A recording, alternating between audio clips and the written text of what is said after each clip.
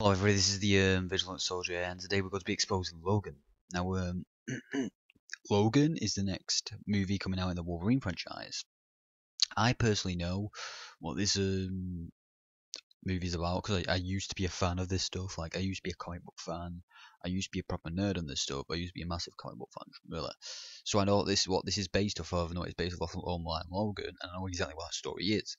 So I'm going to be able to give you a bit more detail into this now, because it really does help into exposing it. So, first of all, I'm going to give you a bit of a backstory into this movie, because this movie is I forgot predictive programming. That's what it is. This movie is predictive programming for the we are in the end times, but I mean for the Great Tribulation. That's what it is. I've read the comic book, so I know exactly what it is about. Now, I know they're not making it exactly like it was in the comic, but it's the similar basis. And to be honest, this looks like they're pushing that agenda even more. Now, what happens is in this movie, let's just call them the mutants as such, because this is what the X-Men are. They're the mutants. Now, that word mutants is actually going to come into play a lot. Now, that's very important. So they have been killed off by the government in this movie, anyway, and they've been killed off by the government. And they basically they're hunting them down. And what's happening in this movie, by the looks of it, is a girl is being experimented on, a little girl. Now I want to explain something to you now. These mutants are actually the Christians. Now what I'm saying is, in the future we are going to be we are in a way now as such, but in the future us true born again Christians are actually going to be looked upon as mutants and weirdos and freaks. This is why the word is so important. Because it really is. It's about us being freaks. Because when you think of the word mutant, you think of like a monster. That's what they're going to make it out to be. Monsters among everybody. And now, what we see about with the New World Order, what they want to do is they do want to make us look like monsters, but they also want to persecute us. Well, they're also persecuting these guys by killing them off. Now, there are obviously some people who survive, which will be some people who survive the Christians. Some of us will survive. Now, there's one thing that we have to point out. We have Logan, who's in it, who I think he would represent the adult generation of the Christians. Now, let me just bear this in mind. Logan is going in this movie represents the current middle-aged generation of the Christians. Then the little girl, she represents the children.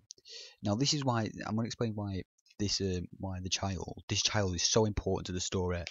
I'm not just talking about the film, I mean like about the expose. And then you get wait, what was it? Because this child, she's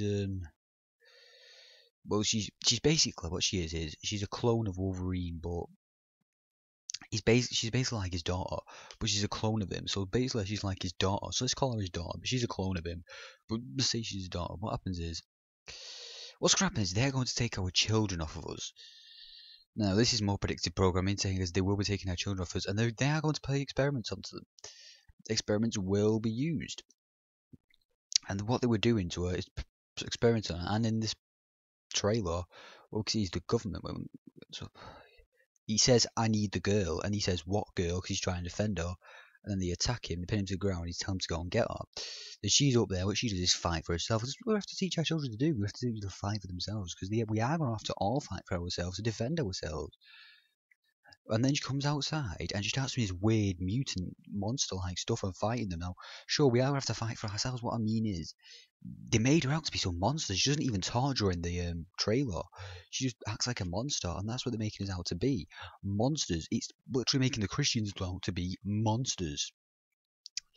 So, and what the government are going to do, they are going to take the children, and this is what he was doing, and experiment on them for the transhumanist agenda. Now, this man here, let me see if you see him. You see that? Yeah, well, that is basically promoting the transhumanist agenda for the future. In the future, this is all going to be so dystopian, and he's like the ringleader of their group, let's say. Transhumanism. I think this guy looks like he is, but I'm not sure if it definitely is. Transhumanism. That's predictive programming for transhumanism, because there is a transhumanist agenda going on. So, you know what? Why not throw this in there? It's a future movie. Why not just throw the transhumanist agenda in there? That's what they're thinking, and they have thrown it in there just to, bit of predictive programming for you. And basically, Logan himself, he's never his entire life, he's not really had much of a quote-unquote life, as you'd say. A bit depressed and that, so on and so on. Well, now, Professor X, I think he represents the elderly generation of the Christians. I'm saying this now because Professor X, well, he's probably going to die in the film. Let's be honest, because in the older trailer, it's some of him burying someone, and it probably is him. So let's assume that.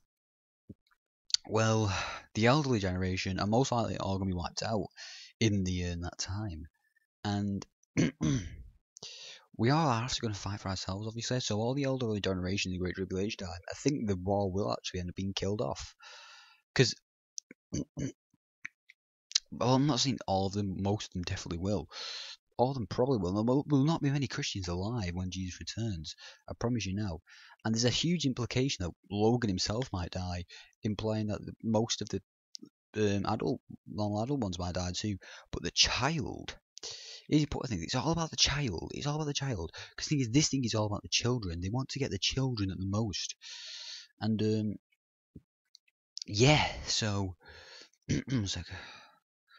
Because what are they going to do? They want to get the child because they want to brainwash her. And that's what they're trying to do to this child. Trying to brainwash her. Don't forget, this is in a dystopian land where they're hunting people, the mutants down. These mutants are actually the Christians. That's what they represent. And they're going to be trying to get our children. And this is why, as you said, they're trying to get her. But this is about basically him protecting her. And we are going to have to protect the children and all that. But this Professor X, what he says is, this is what life looks like. People who love each other, a home, a family. Well, this is actually kind of ironic because the thing is, this is actually speaking of what Christians have. Christians have a proper godly life. Atheists don't. I'm not saying you can't experience love and a family. What I mean is, Christians actually have a proper spiritual family. Whether I don't think it's not speaking of a biological family. This is speaking of a spiritual family. This is speaking of what Christians actually have. And it says you should take a moment, feel it. That's what we should all do. We should feel this. Then again, I think this could also be interpreted in the opposite way, as in the satanic way. Let me explain. Because if we all have a godly family, then they have a satanic family. The people not inside of the godly family are part of the satanic family. And I think this is actually very effective to them, because the thing is, if you say take a moment, feel it, keyword, moment, because they have a moment of feeling goodness.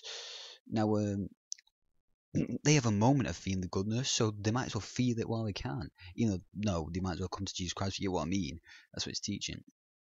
And at the end, he says you still have time. In my opinion, that's actually referring to them to get saved.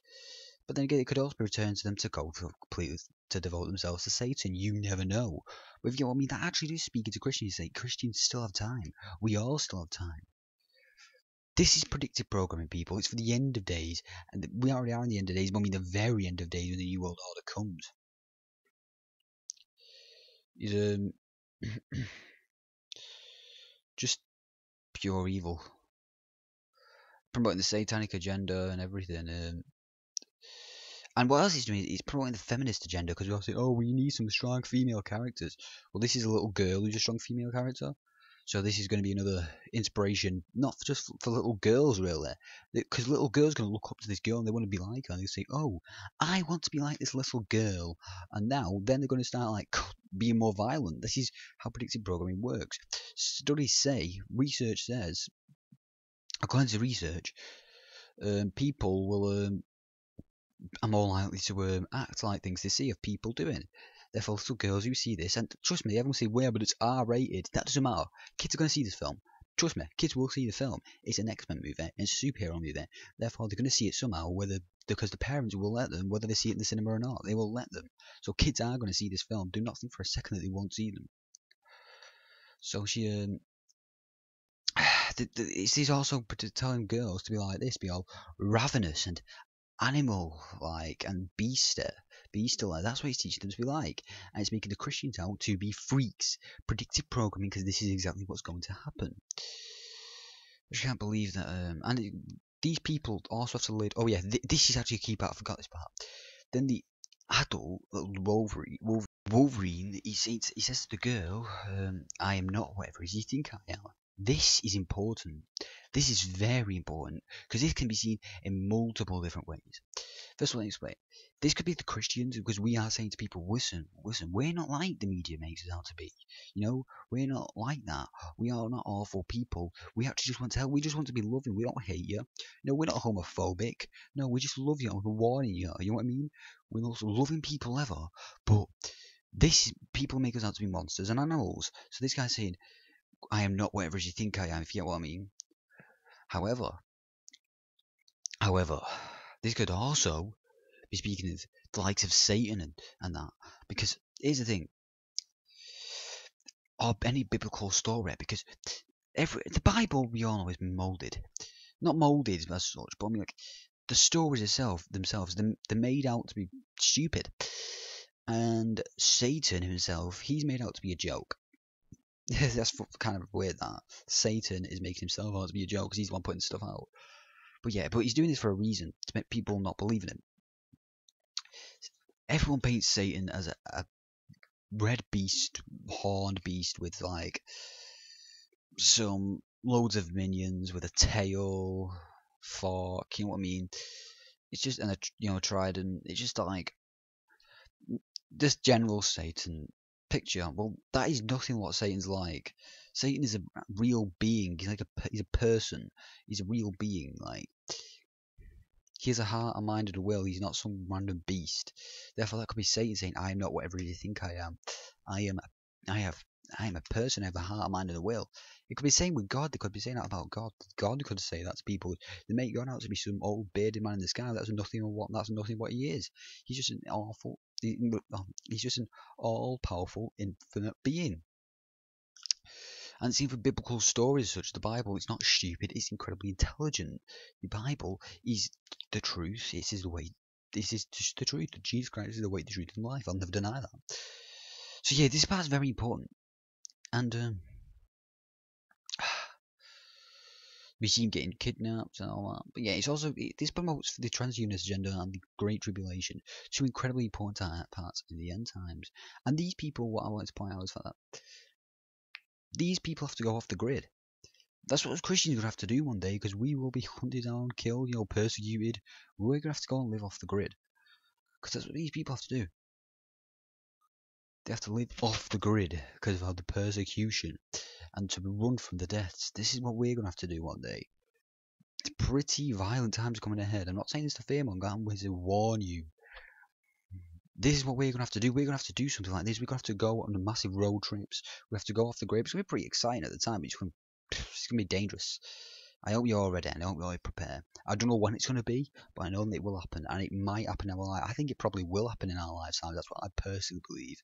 I believe it'll happen in my lifetime because I'm so young and everything's happening before my eyes. I can see it all happening. Therefore, I believe it is going to happen pretty soon. Not yet. I'm not within a few years. Obviously, there's plenty of stuff that needs to happen within decades. Within a few decades, I believe it's going to happen. So yeah, this is predictive programming for the Great Tribulation, the transhumanist agenda. Don't forget the transhumanist agenda. Whatever is a futuristic thing, it's transhumanist agenda.